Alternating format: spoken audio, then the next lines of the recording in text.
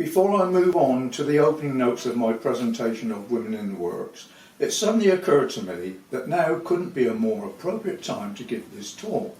It's about the struggle of women to find their rightful place in society, and we have just witnessed a 5-year rolling programme by the Heritage Action Zone to revitalise Swindon's railway heritage, breathing new life into the refurbished carriage works of 1868, while work is continuing to upgrade the health hydro and bring environmental improvements throughout the railway village.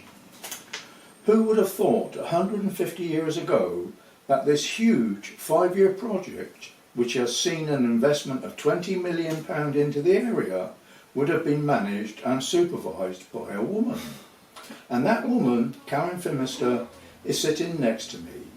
It was you, Karen, who, as the Heritage Action Zone Project Officer, had the responsibility for its day-to-day management. It was no mean task, considering at the very beginning you were subject to the COVID pandemic. Karen, your work is a remarkable achievement that needs due recognition. Please accept my congratulations. Very well done. Today, we're looking at the role of women in Swindon Works and the changes it brought to their lives and their status within the community. It's a topic not often referred to, yet they were employed there for over 100 years. Their skills were a vital contribution to the productivity of the works, not just in the 2 world wars as we would expect, but also throughout the history of the works. Their employment also gave them a regular income, bringing with it a sense of independence and greater prosperity for the family.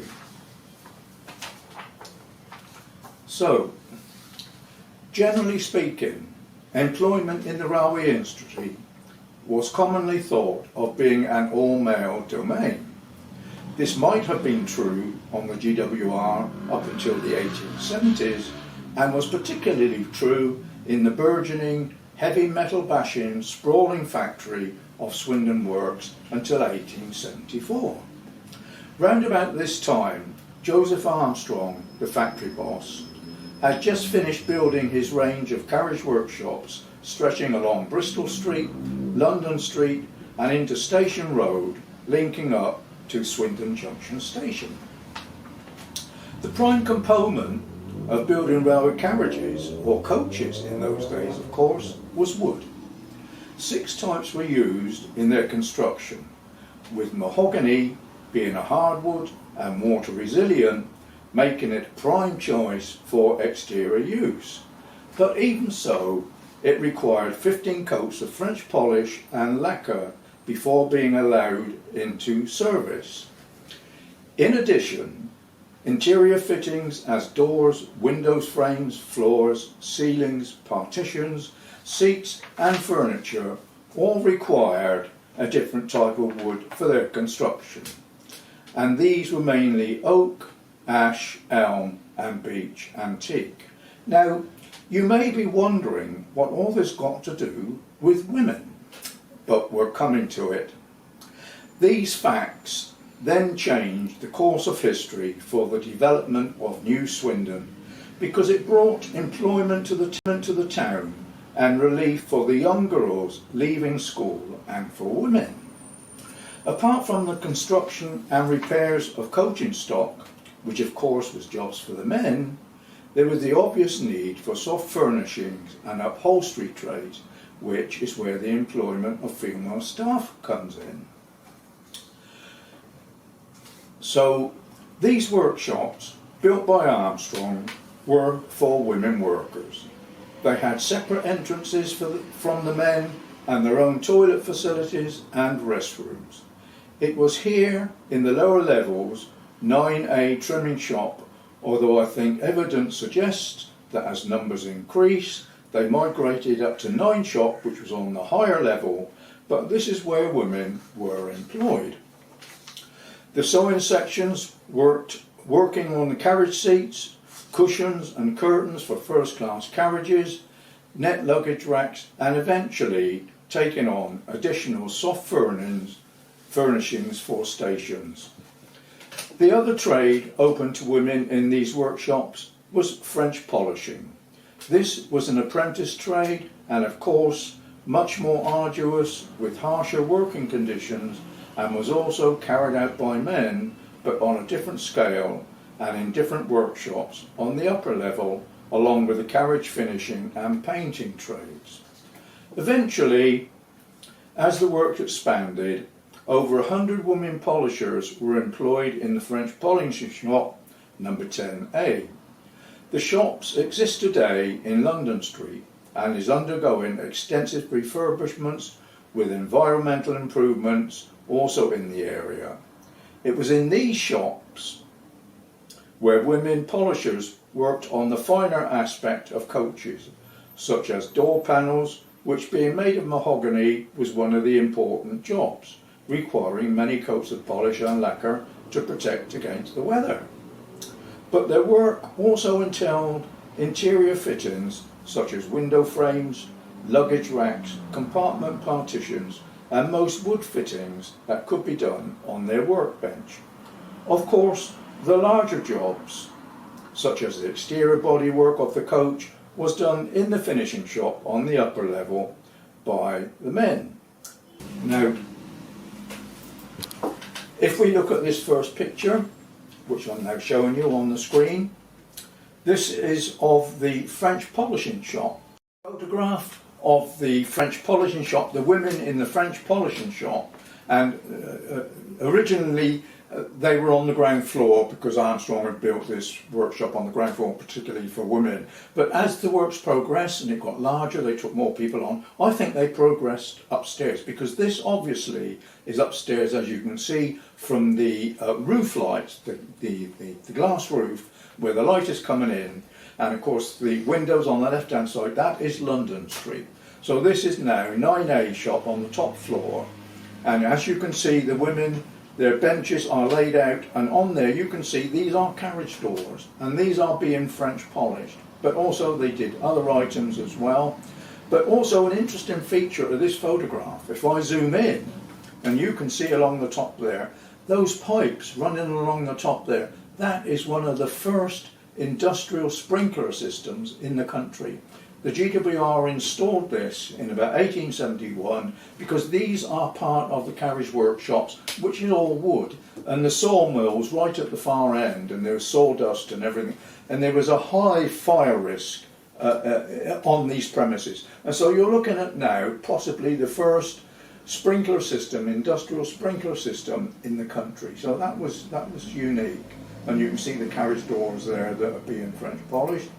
Now we come to this photograph, which is just as unique, just as clever, and this also is on the top floor, and this is London Street also, but you can see it's a continuation of the other shop that we just looked at, but this is the sewers, what they call the sewers, and here they're doing soft furnishings for the carriages. They're doing cushions, they're doing curtains, they're doing generally soft furnishings, and as you can see, they're all sat down at their desks or benches, and they're also making luggage rack nets, because they used to do netting for luggage racks in those days. So that too, London Street on the shop floor, sprinkler system on the top. Let's go to the next one. Now here we are in the same shop, but now we've got Queen Mary and George V, and they're watching these girls make luggage nets. And of course, squeezed in there between Her Majesty and King George's at the background, we see Collet standing to her right. So we've got in that picture Queen Mary, George V and Collet. But now there's a mystery man here in the centre of the photograph. This gentleman with a bowler hat on, I believe to be G.W. Churchward, because Churchward had retired in 1922. This is 1924, and he promoted Collet to take his place. So I think as a remark of respect for this gentleman, I think he must have been included on the entourage. And that looks distinctly like Churchward to me, but it's just my opinion. I can't vouch for it, but I bet you I'm not far wrong. Now, these are the workshops where these ladies worked. This is London Street, and of course this is very much how it is today. But the women worked on the ground floor along here, and you can see where it says workshop, this is their private entrance. But if we look along the top,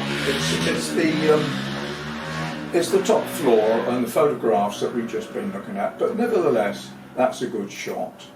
And here again, looking at the same workshops but from a different angle, we're looking towards the west, and these are the refurbished buildings now that we're looking at with environmental improvement, but the ground floor, and this is where the French polishers worked and the sewers worked.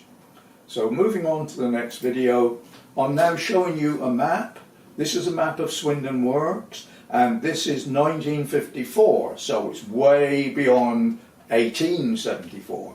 But nevertheless, I'll zoom in and show you what we've been talking about. And here we are on this lower part here. These are the carriage works built by Joseph Armstrong, 1868, 1874. And here you can see 9A shop and 10A shop, where the women polishers and sewers were. And so that will give you some idea of where they are in London Street. Also, while I'm here, I haven't mentioned it yet, but we'll be talking about it, and that is the laundry. But the laundry shows up on this map, so I'll show you where it is.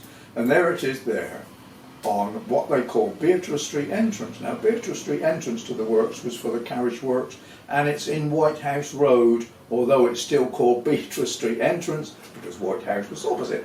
But White House Road has drastically changed now, but we will be seeing photographs of this laundry, so it's a good idea to give you some idea of where it is on the map. But originally, it should be in my next part, but originally the laundry was in London Street and it was opened in 1893. So with that, I'll go back to my text, I think, and see how we go. Right, so we've got this other message that's come up, and it says the Medical Fund Society was set up in 1847 to provide a health service to members and their families. Then in 1871, as the works expanded, it added to the Medical Fund Hospital in Farringdon Road, and then Park House, built in 1876 as a Medical Fund surgery with living accommodation for the company doctor and his family.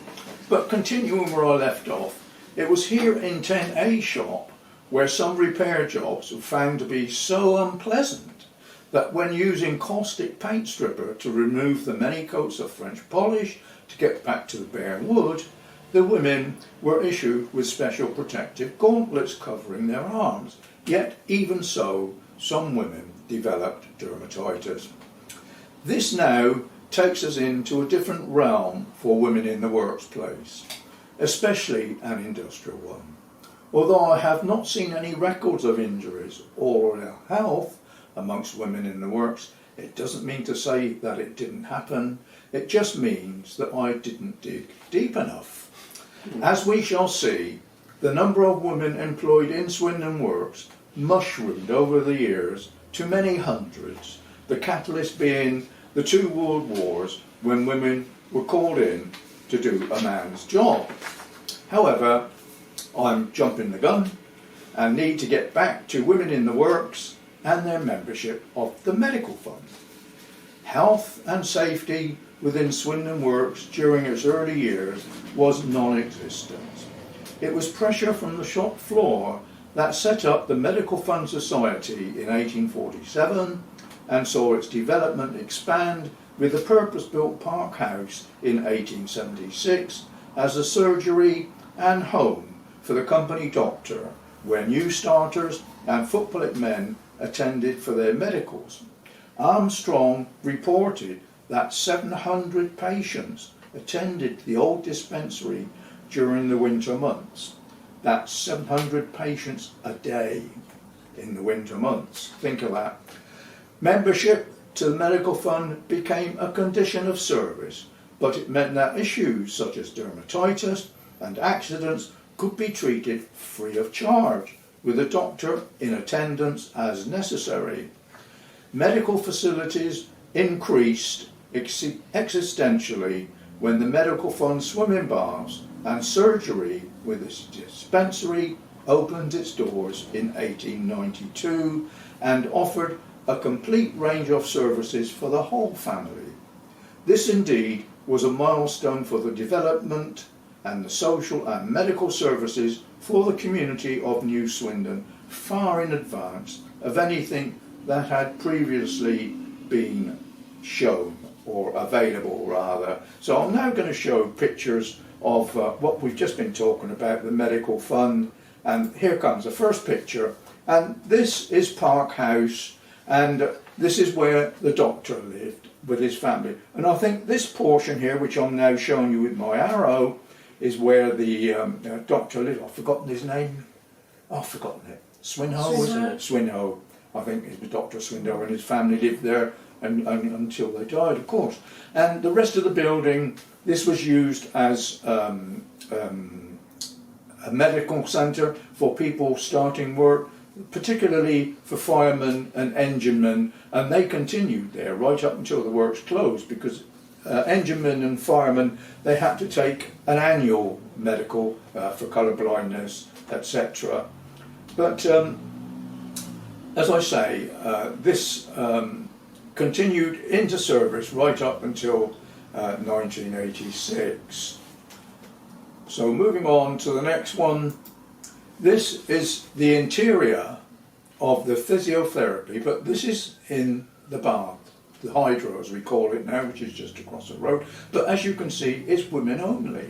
And they had this opportunity, and I'm surprised really that women wanted equality, because in actual fact they were far better off than us. They got their own facilities here, and you can see this is a large room. It's probably still over the hydro. It's got white tiled walls, and there are beds for the ladies to lie on, and they got their own physiotherapists. There's 2 physiotherapists for about 4 or 5 women. So they had that in 1892.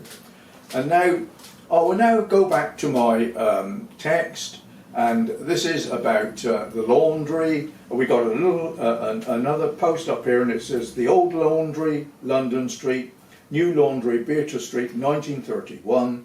Women hammer drivers, that's a milestone, in the F1 and the F2 shops, and the works transport drivers. So now I'll read my notes now then.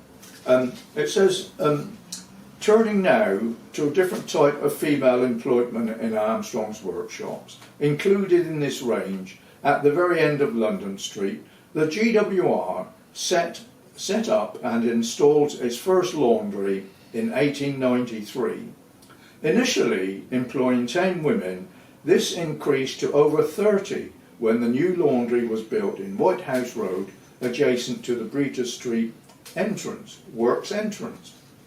Machinery on an industrial scale was installed with what they called electro-hydro extractors, or spin dryers as we call them, but on a huge scale, which the company was proud to tell us was operated by Mrs. Sanders with 34 years of service in the laundry. Other machinery that would put our humble iron to shame was the electric iron machines operated by several women working together. It was here that the company's laundry work was done, bringing in linen from stations, depots, workshops, and also laundered men's overalls, dusters and towels. Laundry was dispatched backwards and forwards in large wicker baskets by passenger train. The company felt very progressive with the separate facilities it provided in the way of restrooms and canteen for its female workers. And now it tells me to click photograph number 2, so that's just what I'm going to do, and I will describe it to you in minute detail. So here we have a photograph of London Street looking from east to west, and these are the workshops that are being refurbished today. And we're looking now at Shepherd Street end, and this is where the first laundry was installed in 1893. And the workshops are being refurbished and the environment. So it will look totally different to this photograph now, although I must say this is a good photograph. But the work that they're doing out there is incredible. And here we have it. We have Mrs. Saunders, 34 years service, Robinson, sorry Mrs. Saunders, sorry Mrs. Robinson, it's Mrs. Robinson.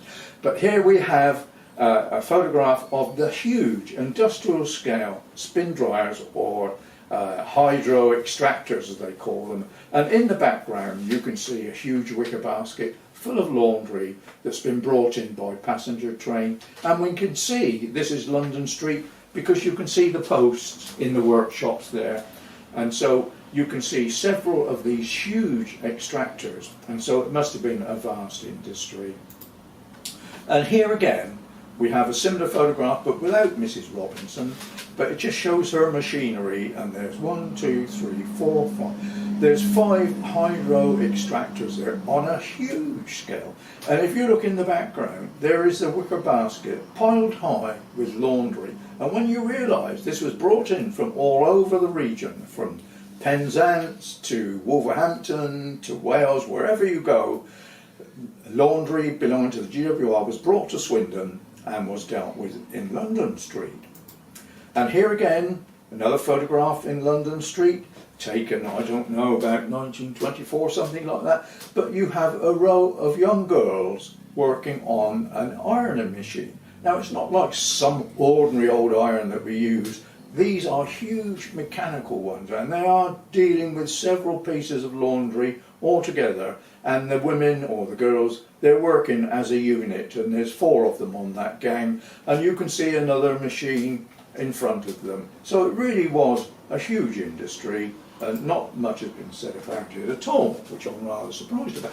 And also now, we've now moved on to 1931, and this is the newly built laundry in White House Road, but called Beecher Street entrance.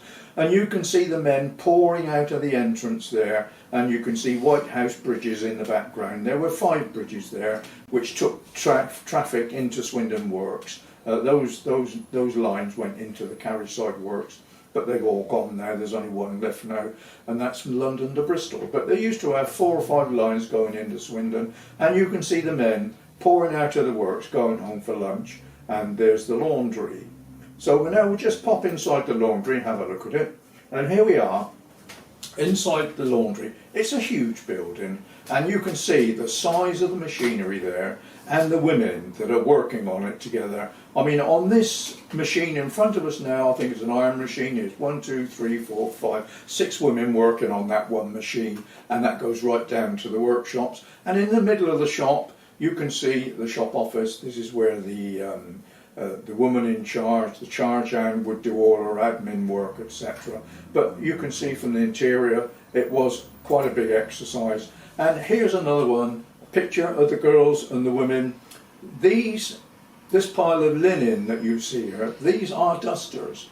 And everybody in the offices had their own duster. I worked in the offices, and there was over 1,000 men and women working in there, and each of us had our own duster because we were expected to dust our own desks in our own environmental region. So we had a clean duster issued every week.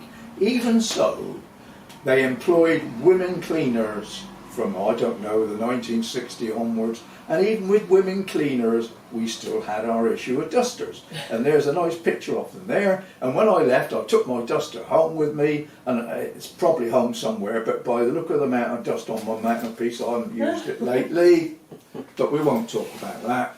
So we'll continue with this, and here we are. We have a picture here which GWR were proud of, and it's a photograph of the ladies in the restroom.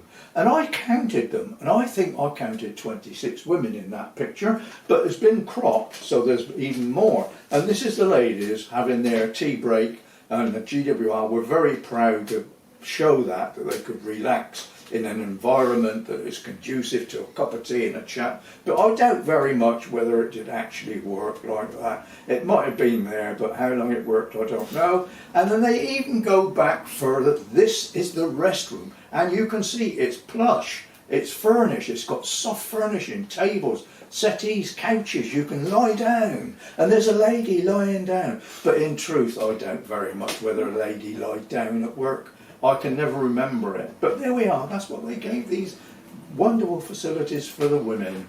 And now we're going to move on now to another photograph, and it says women employed in World War II. Now, I'll read the text. Women were conscripted for war work and were given 3 choices: working in industry, working on the land, or joining the forces. But on arrival, they were obliged to work wherever they sent. But you could choose where you went, but once there, you had to do what you was told. I will now continue with my notes. However, this is a different story when it came to women working on the factory shop in World War II.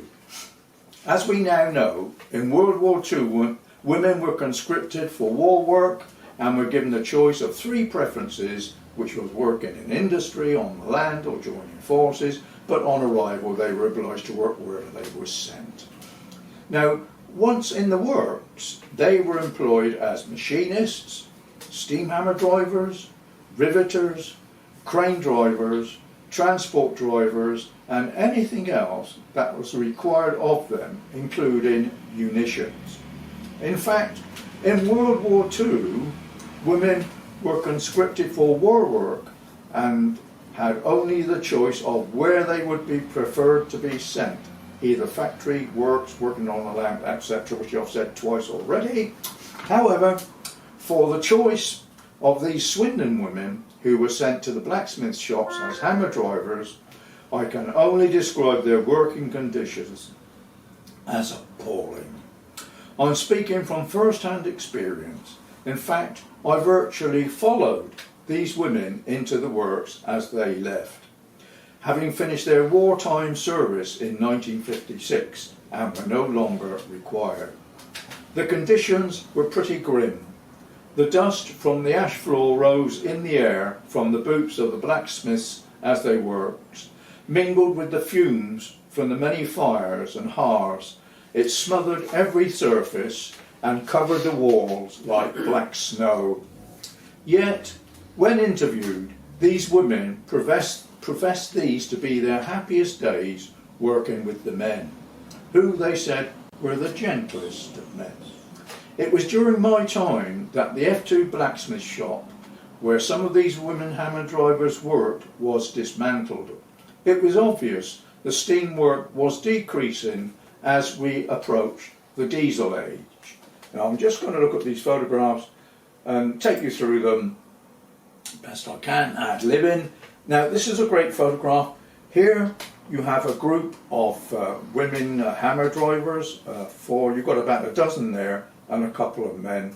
This is taken outside of the blacksmith shop where I worked. As you can see, all of them, they are so happy. They are looking absolutely self-content with themselves, and yet they're all in grubby overalls and smudgy overalls, and you can tell they're working in industry. But it's a charming photograph, as only a woman can do. I mean, they really are a picture. And even the blokes look happy because they've got a woman on either side, and I'm sure that must have been the best working days of their life. But there we are. That's women drivers working in appalling conditions, but out in the sunshine there for a few moments. Another similar photograph, but this time just a group of these women with their hair done in what you call them, rollers or whatever, but you can tell that they're working in grubby conditions because of their overalls, but they really look happy. And these women, a couple of these women I got to meet, I don't know if you know Rosa Mattison, but she's written several railway books and she's written Women in the Railway. And while she was doing this work, I was her research agent and I got these photographs, etc. And I went down with Rosa down to Paynton, and these ladies, when they retired from the blacksmith shop, they retired down to Paynton, down to the seaside, and we had a chat with them, and Rosa got some stuff for her book. And apparently these were telling me that they were working an 8-hour shift in the blacksmith shop, hammer driving, which when you see the pictures, you know, you'll know what I'm on about. Spent all day in there, whether it was 8 hours or 12 hours, whatever they did. Then after their shift, they would freshen up in the workshops, in the workshops, toilets, and then they would go to work in the hotels around Swindon, and these women worked in the Goddard Arms as waitresses during the evening. So they had a full day's work. They would work all day, starting at 7:30 in the morning, working all the way through a blacksmith shop and all that mess, and then in the evening they would dole themselves up and they would be waitresses in the Goddard Arms Hotel delivering meals. So they were very happy with their life, and they really enjoyed retirement down in Paynton. They were so happy, these women, and you can see it from their faces on these photographs. Another little photograph, just a couple, 2 or 3, 4 of these hammer drivers, women hammer drivers, at the back of the F shop. You can tell it's an industrial site, and you can tell from their overalls or etc. But once again, it's all smiles. I mean, how they do it, I don't know, because when I come out of there, I was always grumpy. In fact, I was grumpy when I went in, because I knew what was facing me. But anyway, this is a fantastic photograph. This is Phyllis Saunders. She was a blacksmith, hammer driver, a lovely, lovely person. I met her. And this is her in the F shop where I worked. I am familiar with this hammer. And here you can see she's driving a 24-ton steam hammer for a blacksmith, and he's got a large steel billet of metal. They're red hot, which they are forging. And there's a couple of young guys in the back. But the thing about these photographs that you need to notice is the grime and the industrial conditions in which this woman is working, because the floor is made of ash, and you can see the walls, which are supposed to be whitewashed, but actually they're black. They are covered with this fine dust, industrial blight, that hangs on there like black snow. And if you have a look on the cylinder of this steam hammer, you can see the letter V, so that would indicate that this was at the end of the Second World War, because everywhere you went, people had V's painted on the front of the houses. Wherever they could get a V, it would be painted, and that stood for victory. So that was victory in Europe, so you've got a V on there. So this photograph would be somewhere around about 1945, and it shows you a picture of Phyllis working. And I met Phyllis when Rosa was doing her research, and she was rather elderly then, and she was in poor health, but she was such a lovely person. So that's a picture of Phyllis. And now I'm showing you this photograph of a steam hammer from the back, and it's still in the F shop, but it's men on it, of course. But I'm doing this just to show you what the rear view of a steam hammer looked like from a woman's point of view, because they were driving them. So there's that. Now this is another on the 16th of January 1956, as I started my first day at work. This is the F shop, and I walked all the way down that path down there to my shop office, which is right at the very end of the workshops. But just have a look at the environment.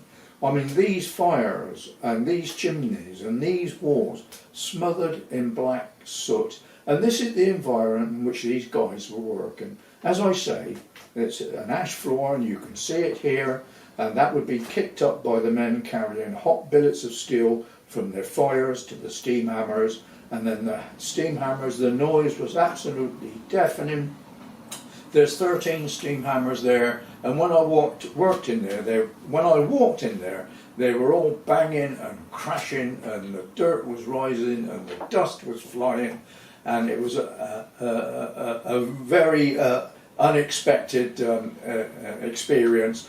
I had never been in a factory before. I was never used to anything like that. And that huge saw that you see in the middle of the floor, there's electric saw there. Just as I got opposite, I mean, I was expecting to work. I was working in an office. I expected to go in an office. I had my best suit on. I had a white shirt on and a collar and tie. I was going to work in an office, and I was plunged down there.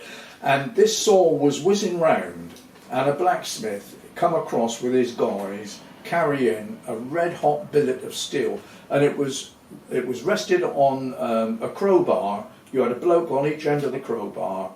The blacksmith was in the middle with his tongs, and he had this red hot billet of steel. It was about 3 or 4 foot long. And these 3 men, they carried it over to that saw, they put it under the saw, and the sparks shot up into the ceiling. And as I walked through, I was walking through a fiery rain, and all these sparks were coming down and bouncing off of my best suit. And I thought, what am I doing here?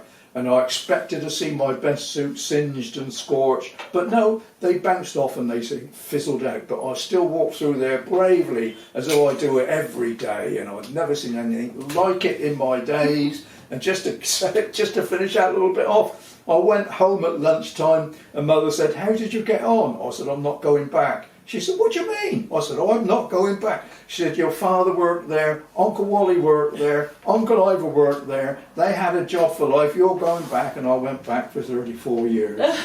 So that was that. Now this is another photograph of the F2 shop.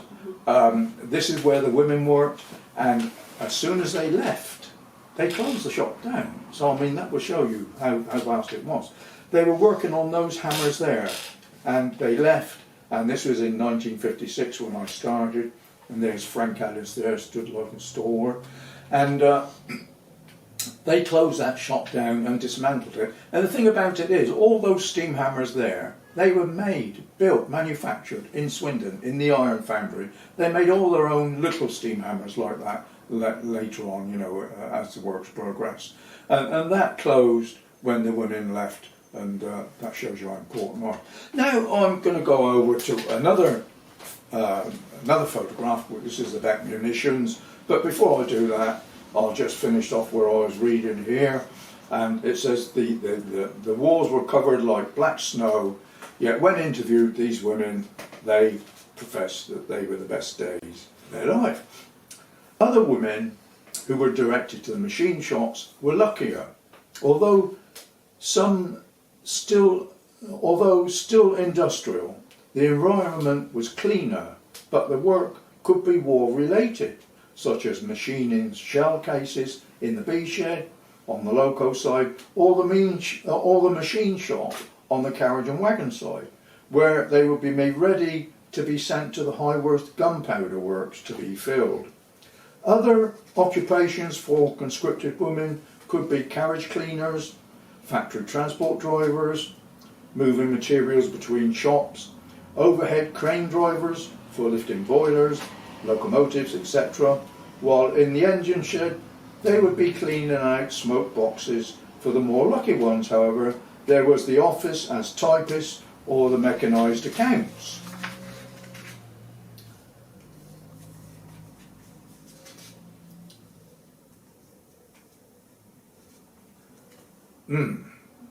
Now, the earliest reference I can find to women employed in the works, other than on the shop floor, comes from a new recorder dated August 1893 that refers to alterations to stores WC's work on the ladies' toilets and the restroom on the ground floor. This refers to extensions to the 1842 stores building, which had been converted into offices for the employment of women clerks in the stores accounts offices at the time. Following on, Churchward issued a circular, number 279, June the 26th, 1896, to all foremen. It's with reference to the use of the newly installed telephone system, which employed 5 female telephonists out of a total of 20 staff who worked rostered shift over 24 hours. But before we go into that, I want to talk about the munitions, which is on this post here. Now, this is what we're talking about. This photograph is extraordinary, and this always amazes me. This is World War I, 1915, and it shows you trailers loaded with munitions, which is shells that have been imported from Canada into Swindon Works and is to be machined here. But also, in this picture, it's quite unique because these are Brunel's first workshops, the wheel turnery, which was 1841, 1842, and in 1910, I think it was, Churchward extended it into offices and built this footbridge over the top. Okay, so we're going to talk on this one about artillery shell cases arriving from Canada to be machined in the B shed. Note the overhead footbridge installed by Churchward in 1913, linking the new mechanised accounts offices to the main offices. But before we do that, I'll just read a few of my notes. And it says that the earliest reference I can find of women employed in the works other than on the shop floor comes from a new recorder dated August 1893 that refers to alterations to stores, WCs and work on ladies' toilets and the restroom on the ground floor. This refers to the extension to the 1842 stores building, which had been converted into offices for the employment of women clerks in the stores accounts offices at that time. Following on, Churchward issued a circular, number 279, June the 26th, 1896, to all foremen, and it's with reference to the use of newly installed telephone system which employed 5 female telephonists out of a total of 20 staff who worked rostered shifts over 24 hours. It was the practice during my time in the offices to employ female telephonists on the day shifts and men at night. In fact, male colleagues would go home for tea and return to work on overtime shifts from 6 p.m. to 10 p.m. in the phone exchange. So it would seem the employment of women both on the shop floor and in the clerical grades was well established in Swindon Works by the latter part of the 19th century.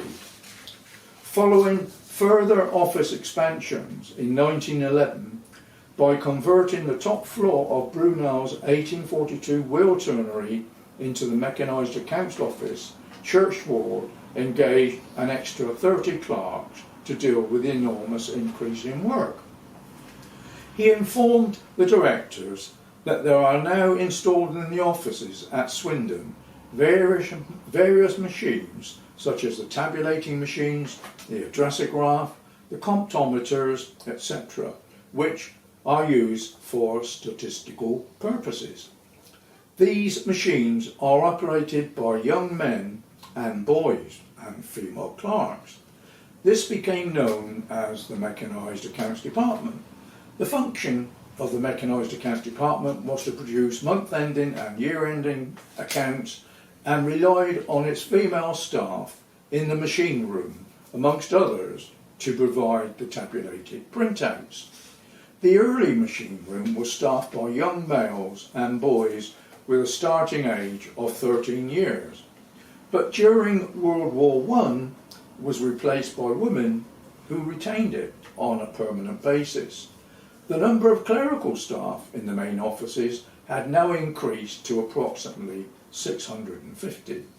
The new mechanised accounts department, now staffed by female operators, was paid a special rate in the machine grade, which was lower down the scale than the clerical grades, and was always a bone of contention.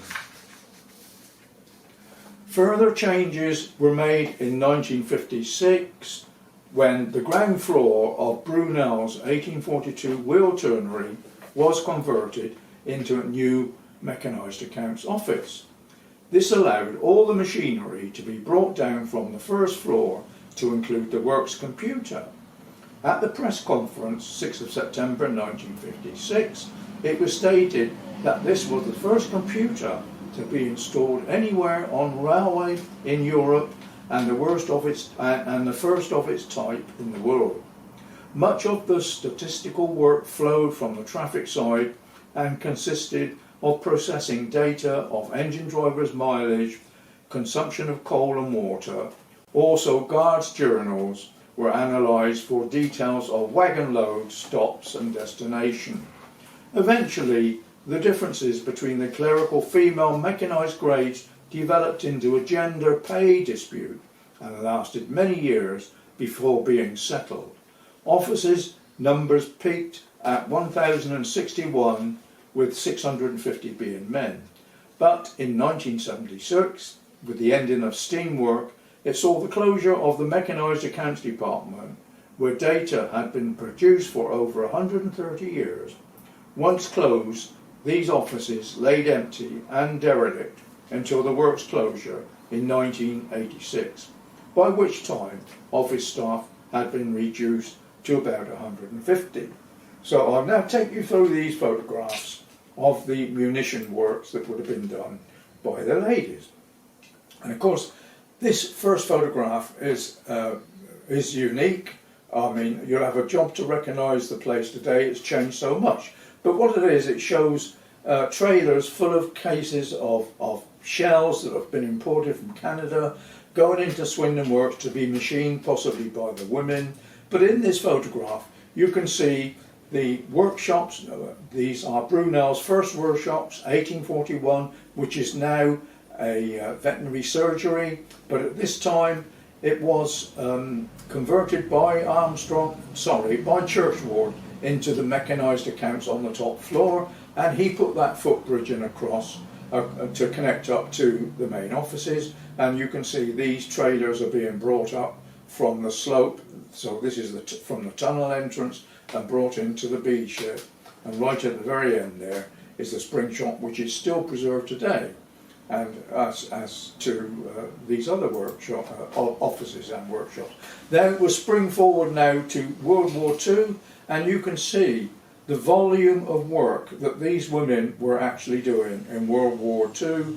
These are shell cases, and these are in the carriage and wagon works, and these have been brought in to be machined before passing on to the gunpowder works at Hayward. And the volume of work done there just shows you how busy it is. But if we have a look at these notes here tells us that they're to supply 25,000 copper rings for 8-inch shells, and they're to be delivered at the rate of 2,000 per week. So the women were turning out 2,000 shells per week, and also supplied 20,000 rings for 6-inch shells, and the women were turning out these at 1,000 a week. So you can see that it was quite a heavy industrial load that was being brought in and carried out into the workshops each week.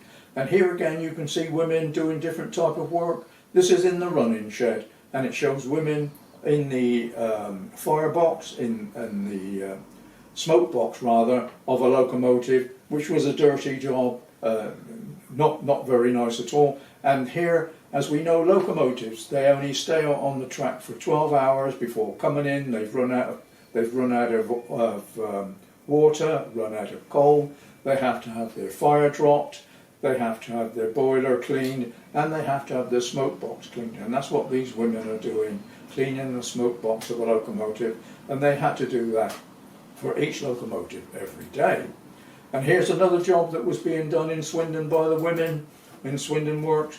Here they're loading milk churns up onto the London train, because milk was delivered to London every day, and this is on the milk bank, and you see women lifting heavy milk churns onto the wagons as part of their routine, and they're being overwatched by two elderly gentlemen who I presume are past lifting their heavy gear.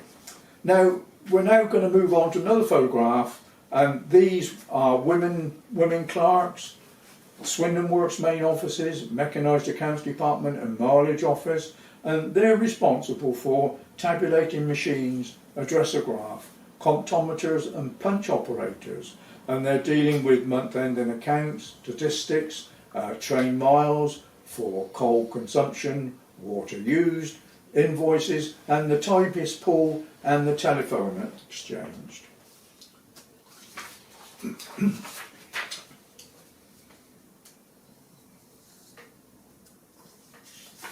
So I'll just take you through those photographs.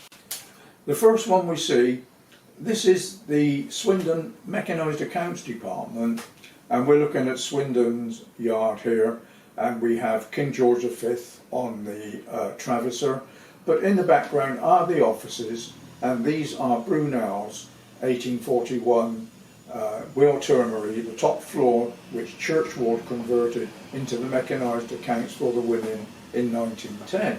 But now also the ground floor was later converted into mechanised accounts in 1956, and this is where the Works computer first went in, but now it's a veterinary surgery. Things have moved on.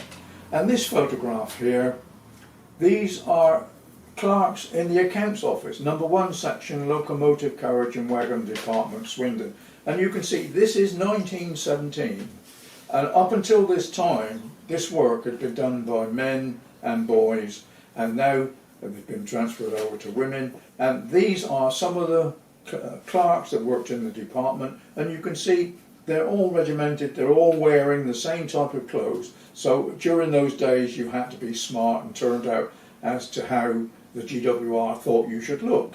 So this is how the clerks looked, the female clerks looked in the carriage and wagon department at Swindon 1917.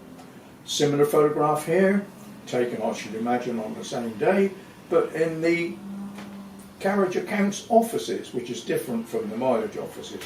And once again, these ladies or young girls all wearing the same type of clothes, blouse and skirt, smartly turned out for office work, and that's how they were expected to dress in those days. But once again, all these people replaced the men that had gone off to war. And another similar photograph with the same amount of people in, and this is a mileage office, and these ladies here in a very smart uniform, everyone's wearing a tie, and you've got the background of the main offices. But once again, we've got to realise these photographs are taken possibly because they were replacing men.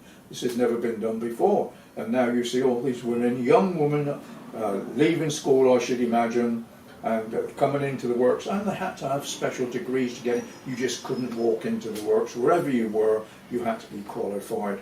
And all these girls, when you think about it, these all matriculated at school in order to get into the works. Now here's another more up-to-date photograph, one that I would recognise, and I reckon this one was taken in about 1956, and it shows you the mileage office as it was then, and they're working on comptometers. But of course when I went into the office, this was 50-50 between men and women, so obviously a lot of the blokes had come back from work and they'd taken up their old jobs, but this is how it would look while all the men were away, and this is about 1923 it tells us, 1923 women. And of course the dress mode is much more relaxed, they've got nice hairstyles, and they've got the machines in front of them, and that's quite a big office there, about 50 people working there, and that's how the mileage office looked. But this is how it looked before, this is how it looked shortly after being taken over by the women. This is the mechanised accounts, and these women, they're operating punch operating machines and tabulating. And what you see here are piles of enginemen's and drivers' logbooks. These are the mileage statistics that they've done on their journeys, and these forms would be sent up to these ladies that would be punched into a card. The cards would go through the tabulating machine, and you'd have a tabulation of the print-off of that man's individual duties for that week. That would be the mileage he's done, the stations he's called at, the amount of coal is used, the amount of water is used on his loco, all the details appertaining to that one man's job working on the footplate, and that would be all collated there and produced, and that would go into the month-ending accounts, year-ending accounts, and also go to produce in his pay packet as well. But this is going back even further. This is the mechanised accounts when it was operated by boys. Now these young boys, they're 13 years old. This is when their early working day started, and you can see here they're on punch operating, and they're sifting the cards and putting them into into accounts order, ready to go into the tabulating machines. But it's all boys, all men, all boys, replaced later by women. I don't know whether I should put those in before. This is an interesting little document. This is the punch card that they produced, and this is the engineman's logbook at the back. So it gives all his details. He started off at Swansea, Landor, Neath, etc., and it gives you the mileage and other statistics on there. And these accounts, these figures, are taken off of this sheet and punched into this card by these women in these columns. You can see there's columns there with letters in, and each hole represents a number, and each column represents a type of expenditure.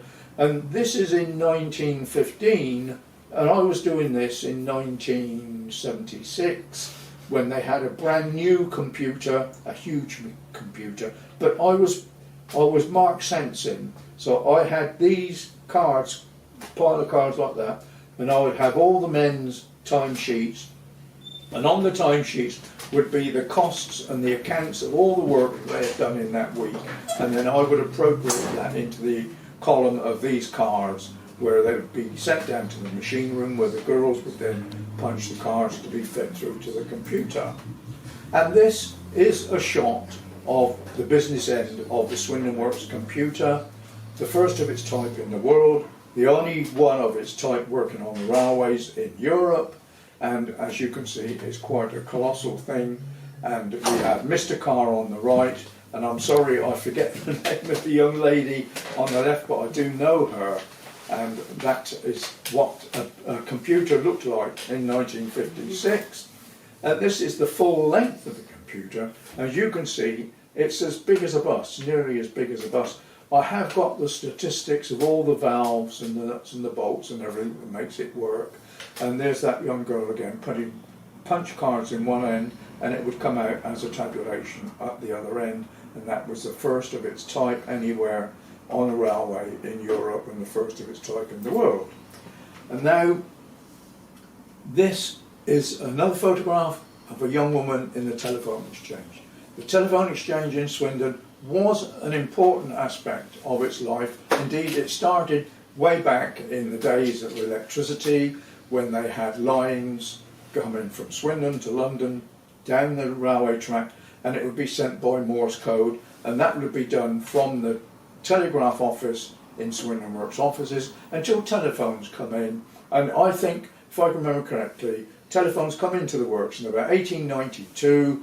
It was during Dean's period, I think it was, and they were set up in the offices now, which are now occupied by English Heritage, and they were connected up to the workshops so that the foreman could answer a telephone and connect to another foreman in another shop. And I've read the letter and the correspondence from Churchward telling us about it, and what it did, basically it stopped foreman from walking from one shop to another shop to talk to his colleague, because he could telephone him. But then that extended quite extensially as the works progressed, so the telephone exchange grew massively.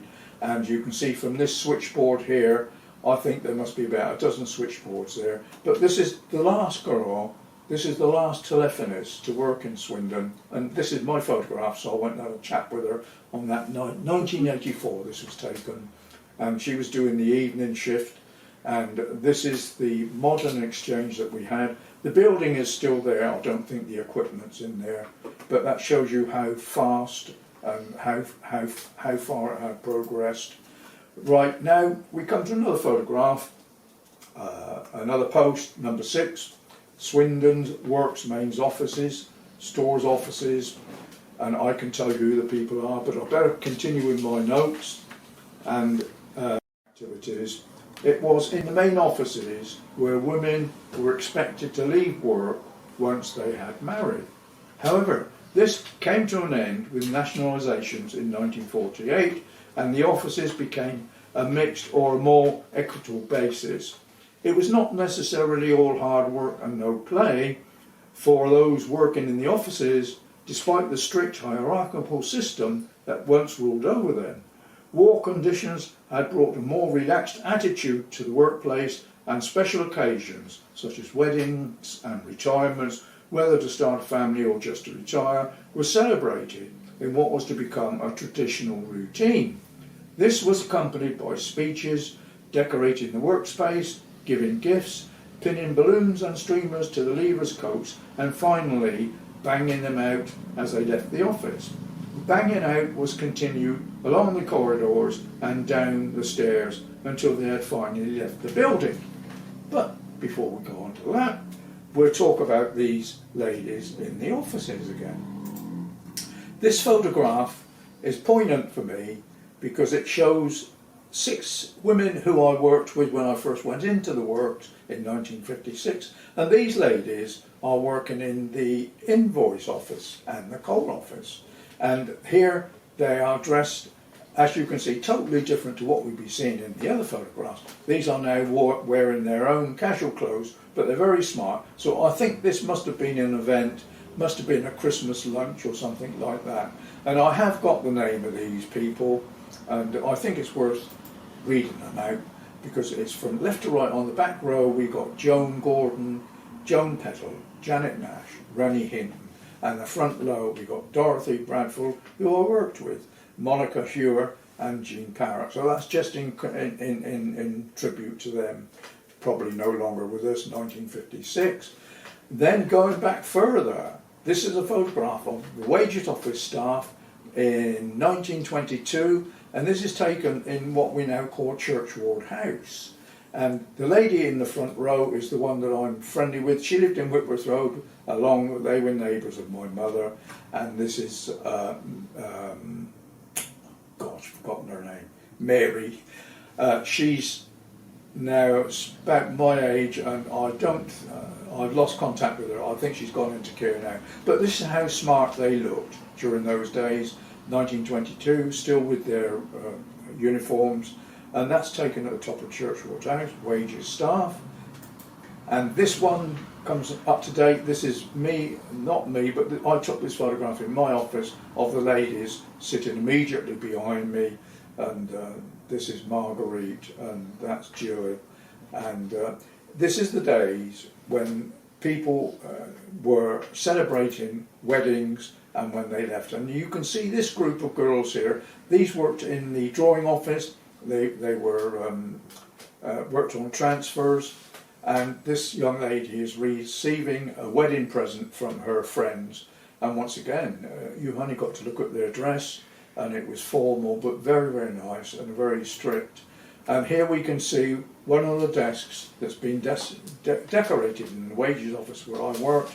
And this woman's desk is covered with flowers and tributes, etc. And she would have been banged out of the office.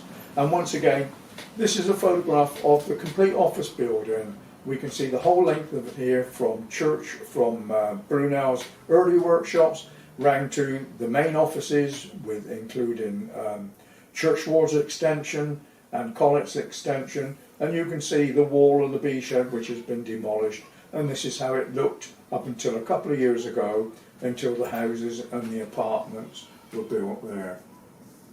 So we now come to Romance of the Railway. It wasn't all hard work and strenuous efforts. There were times for relaxation, and one of the big things in Swindon Works, as we can see here, at the heart of the family life in New Swindon, whether social, cultural or self-improvement, it was greatly influenced by the ethos of the Mechanics Institute, which had been the centre of governments throughout the committees and community activities since it opened in 1855. Not more so than when the community worked with a common interest, as in 1935, and they made the film The Romance of the Railway, a film celebrating the 100th anniversary of the Great Western Railway. Many scenes were shot in the concentration yard at Swindon Works, where old locomotives were broken up, using the replica broad gauge locomotive North Star, which had been rebuilt sometime earlier. The cast from the works offices were members of the Swindon Amateur Light Operatic Society, and these photographs from those early days are a good example of the community spirit that existed at that time. And it tells me now that I've got to look at photograph number 7, Romance of a Railway, a film celebrating 100 years of GWR, made in 1935. This scene was shot in the concentration yard. The cast were members from the offices, and the replica broad gauge locomotive North Star, which has been rebuilt and is in Steam Museum now, was used in the making of this film. So we'll just talk about those photographs. And here you can see it's supposed to be a locomotive, a train of 1845, and the women and the men are all in costume of the period. And these were all people from the works offices. So all these girls and ladies and men in these Victorian costumes, they were all workers in the main offices. And here's another view of them with the locomotive in the background. Once again, Victorian costumes, and another one. And this shows you the train and the women cheering it on, and you can see the station in the background.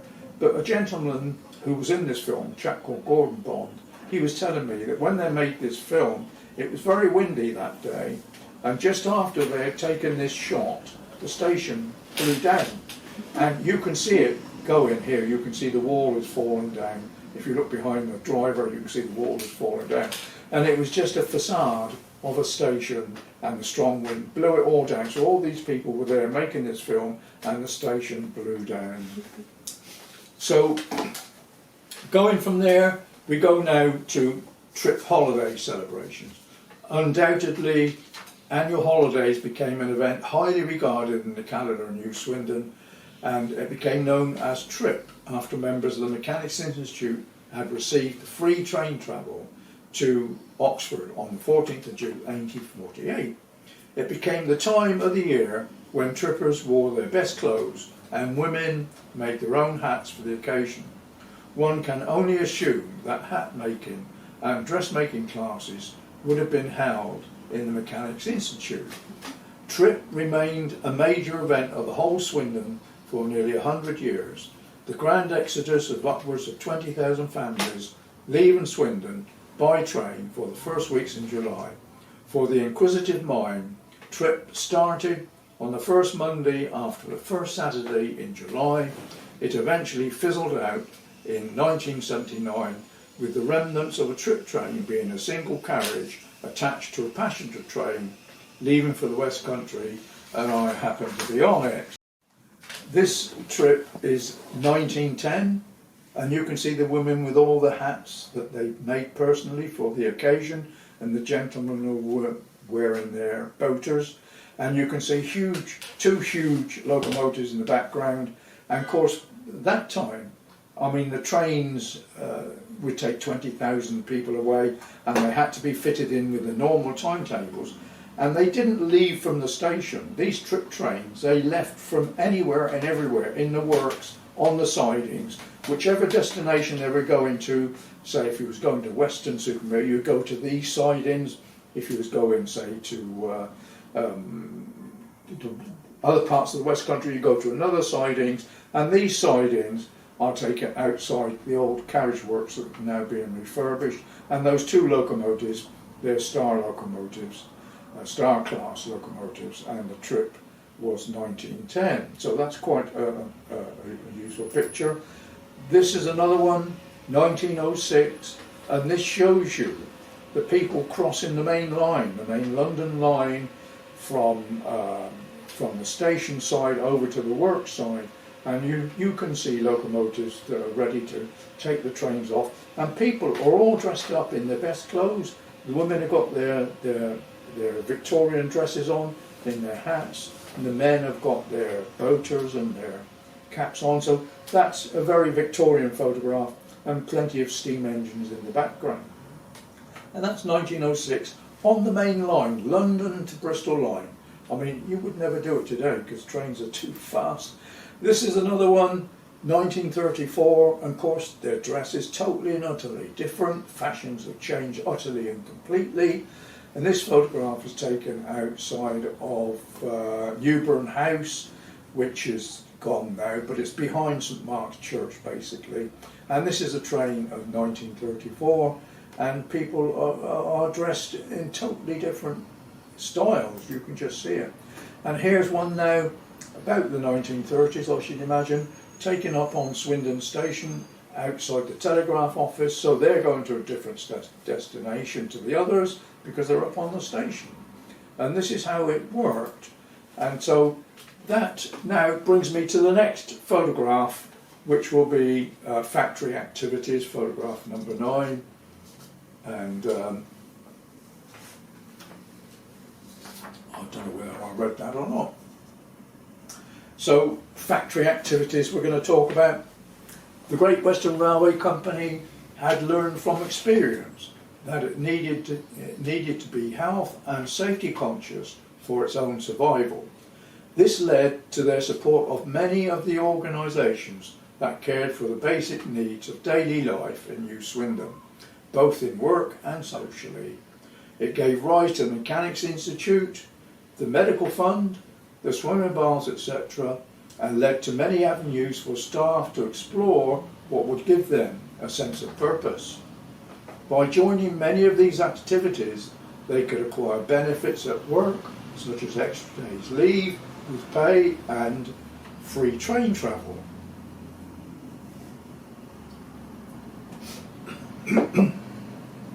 As often reported in the advert, women excelled in many of these events, giving up their free time to qualify for membership of the group. High up on the list of extra shop activities was firefighting classes. Competitions were held annually, with teams competing from across the Western region. Swindon women featured regularly amongst the winning teams for the Ladies' Challenge Shield. Joining the Staff Association in the Works also gave members the opportunity to share sporting events such as football, tennis, putting, athletics, which were held at Swindon Road Sports Ground.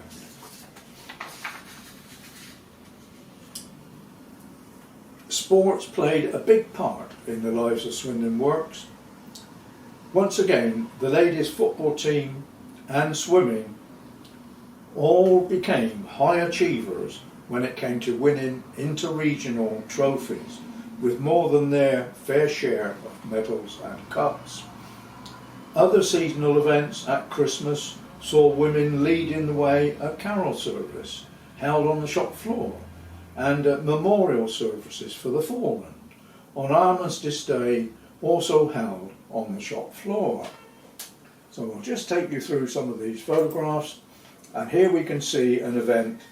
This is a Christmas party for children in 15 shop, tucking into their needs. So obviously mums and dads all fitted in for that.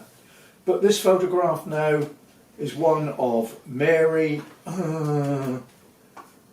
forgotten her name, Mary Parkhouse, and this is a firefighting competition being held up in London, and Mary was from Swindon, and she was one of the winners, and it shows you her with a fire extinguisher and doing her best to bring the medals back to Swindon, which she did.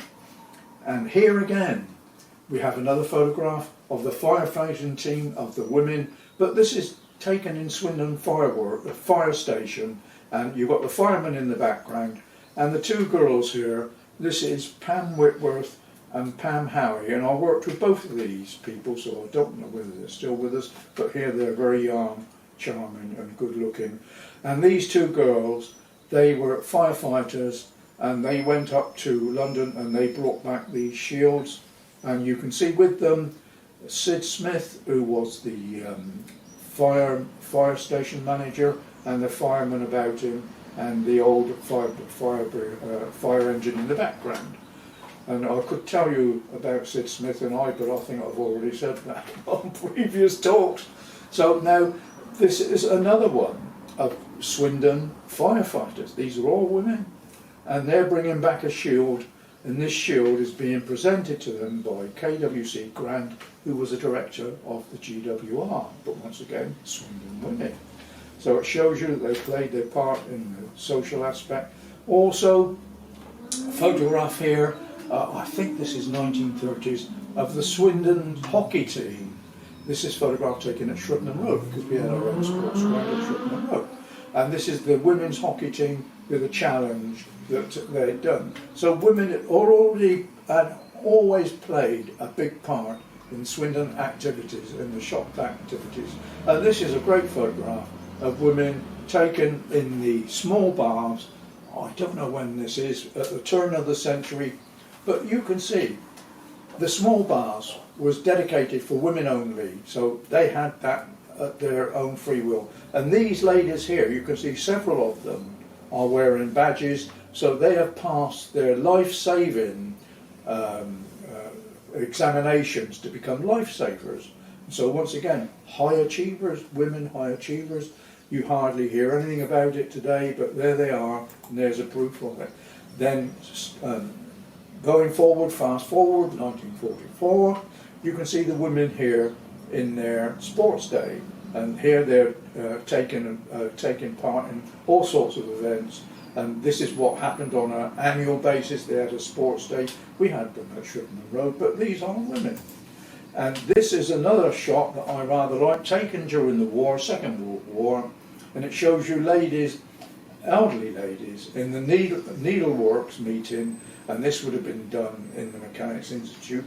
And these are knitting for the war effort, so whatever they were doing, whatever they were making, it was for the war effort.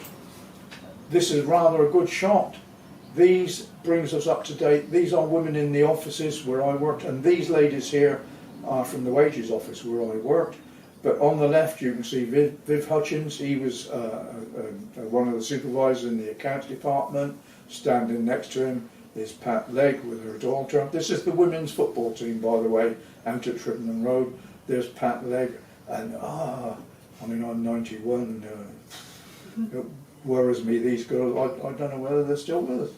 And then here you have Lynn Feast, and this is Loretta, and then you have Eunice Tennant. Now Eunice Tennant is a woman of note, in my opinion. She dedicated her life to the St John's Ambulance Brigade, and when you look through these photographs you will see her with all the shields and plaques that her and her team won. And most of these girls were on her team. So this is the ladies' women team, football team, taken in 1985 or something like that. And so from then we'll go on to click on photograph 10, and this is Eunice Tennant being granted the dignity of a serving sister of the most Venerable Order of the Hospital of St John's of Jerusalem. The award was made in recognition of her long service to the St John's Ambulance Association and presented on the 28th of November 1985. And Eunice worked with Jack Hayward in the wages office. And Eunice is a person of note because she did this the whole of her working life. She dedicated it to the St John's Ambulance, to helping other people. And these photographs, they are incredible. This is her receiving the honour by the Lord Lieutenant, or whatever you call him, from the St John's Ambulance of Jerusalem. So there's Eunice. I mean, unless you're seeing this, it won't relate to it. But look at this picture here. This is Eunice in the middle with a big challenge trophy shield surrounded by her girls. And these are people that I worked with, young girls in the wages office. I can tell you the names if I can find them. But these are, again, women coming to the top and achieving great things. And here we have another one. This is Harry Roberts, the final works man, not the final one, but a main works manager who done great things for Swindon Works. Very popular guy. Tragic story about him, but he's presenting plaques to Eunice again and her team, and these teams are girls that I worked with, and here they are receiving their plaque from Harry.